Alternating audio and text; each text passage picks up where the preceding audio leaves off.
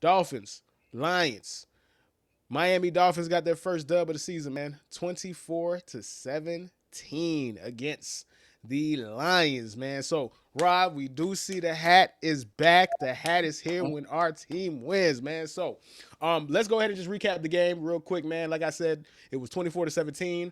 The Dolphins had 356 yards on offense, 259-yard passing, 97 yards rushing.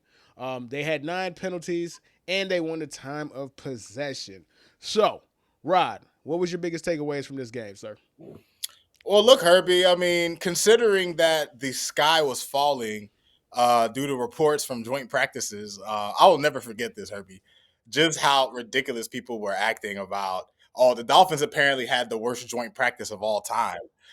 It was nice to see that the offense got back into a bit of, into a much better flow than it was last week. And, we had a lot of impressive performances, Herbie, and I'll get to those when we get to what went right, what went wrong, and things like that, Herbie. But it was nice to see that the backups were able to run the offense more efficiently. I will save my specific thoughts on Zack Wilson and Quinn Ewers when we get to that. But I was pleased with what I saw, Herbie. It's pretty. I'm not a person who takes too much stock in the preseason, whether things go really good or really bad, because I know it's all just an evaluation process. It's a planning process. Teams are trying to figure out what players they want to keep. They're trying to figure out what plays they want to run. So they don't show any of their real stuff. So preseason is just that fun appetizer before the season. So, but generally speaking, Herbie, when a Dolphins win is always a beautiful thing, preseason or not, preseason, regular season, playoffs. You feel me? Nah, this is very true. A win is a win, whether it's in the preseason or not. But I do want to go back to what you were talking about in regards to the joint practice.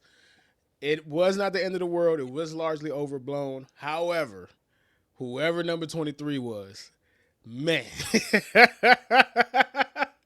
I don't know who that is, but that might be one of the worst practice videos I ever seen. Like, if I was him, I would make it my life purpose to get that expunged from the internet, dog. Like, his kids are gonna have to grow up and see that one day, bro. Who was that? Who was that? I'm sorry, who was I that? think it might have been, if I'm not mistaken, that might have been Jason Marshall. I could be wrong on that. Whoo! Be wrong on that, but I think it was. Listen, Amon St. Brown gave that man the business. Shaquille O'Neal has a famous quote, but barbecue chicken. Dude was barbecue chicken the whole joint practice, dog. It was bad. All right. But it is beautiful to go from that and to ultimately get the win a couple days later, bro. So again, it you can't really take things from the internet or what you see and whatnot. You're never gonna really get the full picture in practice, right? It's how things were cut up. We didn't see all the times that Jason Marshall might have won on his routes or might have won on his one-on-ones. But what we did see was not good. I will say that. It was not good. The boys had it bad, but you know what's crazy, Herbie? Okay, they got cooked at that practice, and then the very next day, the Dolphins bounced back. Crickets. You don't hear a peep from anyone or anything. And you know what? I'll get to my thoughts on that when we get to the Dolphins versus media discussion. No, facts. We'll save it for that because we're gonna have that discussion anyway, man. So, while we're on the topic, man. So, Rob, what went right for you? What went wrong? And what the fuck? Starting with what went right. Listen, Herbie, for this version of what went right, I'm gonna be just more so just having just simple takeaways based on like some of the players that I've really liked in this preseason, right?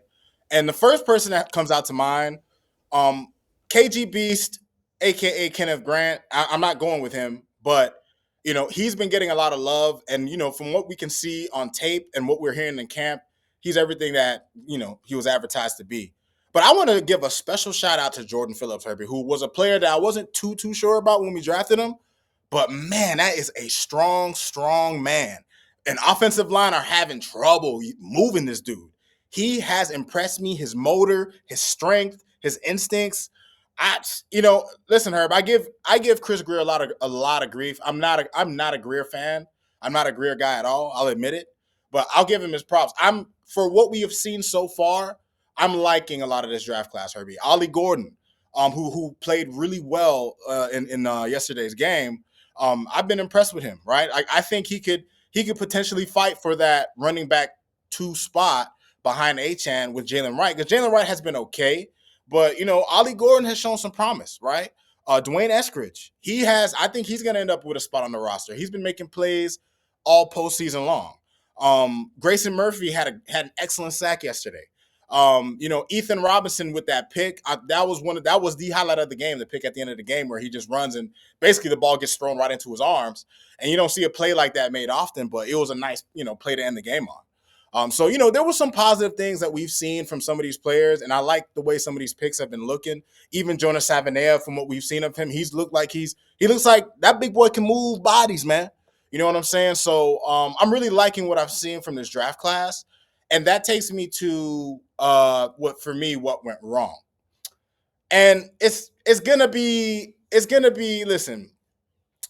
The problem with the Dolphins that I'm seeing, Herbie, is that we lack depth in a lot of areas, right? Like, I think our starting lineup is better than most people think. It's probably not as good as we think, right? As fans, sometimes you kind of elevate your idea of the talent on your team, right? But we're definitely not as bad as I think most people think in terms of our starting players.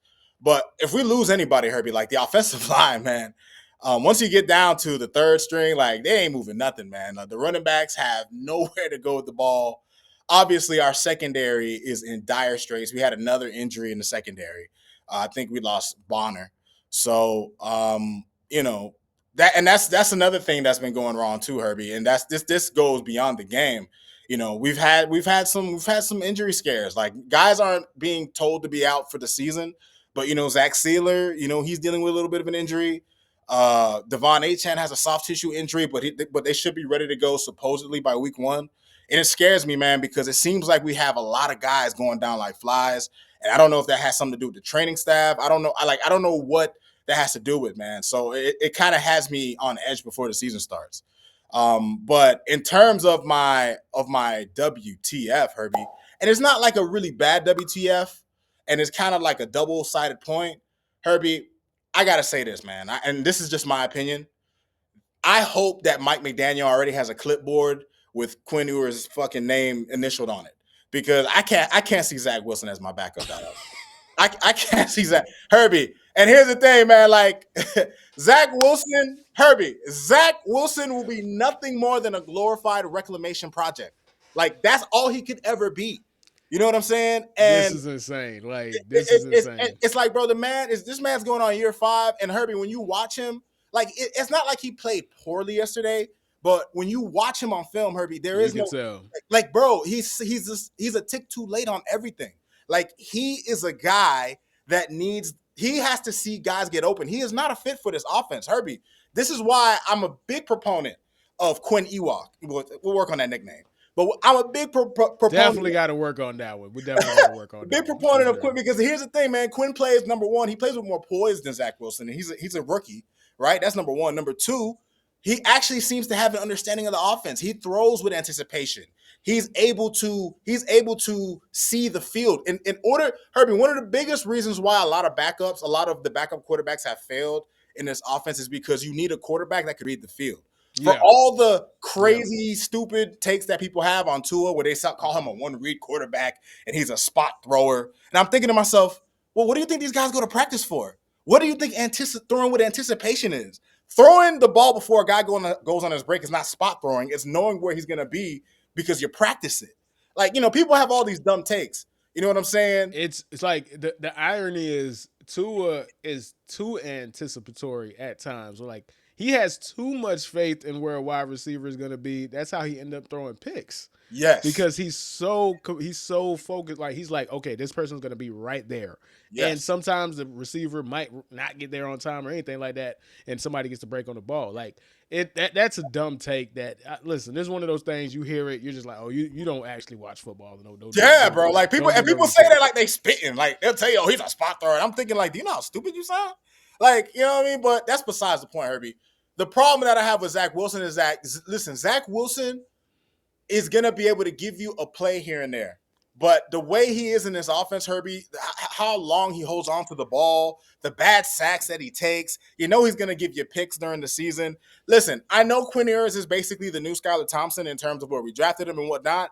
But at the very least, Herbie, I am willing to bank on the untapped potential of a rookie who you don't know. You could think but you really don't. Like Quinn Ewers can step in if Tua gets hurt. And here's the thing, Herbie. As sad as it is to say, the likelihood of Tua getting hurt is more likely than not. The It's man is only almost 100%. If it ain't it's 100%, it's 99.9. yeah, Herbie, it's like that's part of the reason why you have to make sure you have someone who could run this offense. And you've seen it, Herbie. Jacoby Brissett has looked decent as a backup everywhere but here. Teddy Bridgewater was decent as a backup everywhere but here. Tyler Huntley looked good with the Ravens. Like, to run this offense, you need a quarterback that can really read the field. You basically you have to know how to play ahead of schedule, which you know what I mean? To play in this offense, you have to be a starting quarterback. Like, that's what pretty much. Yeah, you have to be a starting quarterback. If you are not a starting caliber quarterback, you cannot play in this offense. It requires you to do too many of the things that you have to do to be a. But like this offense needs you to be a good quarterback. There's no other ifs and buts about it. Like, it is about timing and anticipation and understanding coverages. Yes. If you are inefficient at any of those aspects, which most backup quarterbacks are, that's why they're backups, because they lack something. You might have a strong arm, but you might not be able to read coverages. You might be able to improvise, but you might not be able to anticipate, right? Like, you need the timing. Backup quarterbacks are not built for this. Yes. Zack Wilson is barely a backup quarterback. So he's really not built for this. Oh. Like you said, he might give you a play in there. Yeah, but the car's on fire while he's driving to the destination. Crash. Yeah, he's gonna get you to Walmart, but you lost the wheel. The motor broke. A door fell off. A tire popped off. You got there. You got there. But there was a lot of bad that took you to get to that point when it comes to Zack Wilson. Like, we seen who Zack Wilson is. Zack Wilson is not a good quarterback. So I laughed when you guys signed him. But again, I want to apologize to Tyler Huntley. I want to apologize to Skylar Thompson. Zack Wilson might be the worst quarterback I've seen in the Dolphins uniform. That's why I'm lobbying for Quinn to be QB2, because I don't want Herbie. If Zack Wilson has to get trotted onto the field, I'm gonna be sick to my stomach, because I already know the car crash that's about to happen when he steps on the field. Facts. So let me get to some of these comments before we move on to the next segment, man. So True said, man, we should count him 23 moving forward. Yes, number 23, and it's messed up that he's associated with such an iconic number, bruh. So blasphemous, man. True also said facts on Wilson, and the homie Cap said Ewers look good, man. So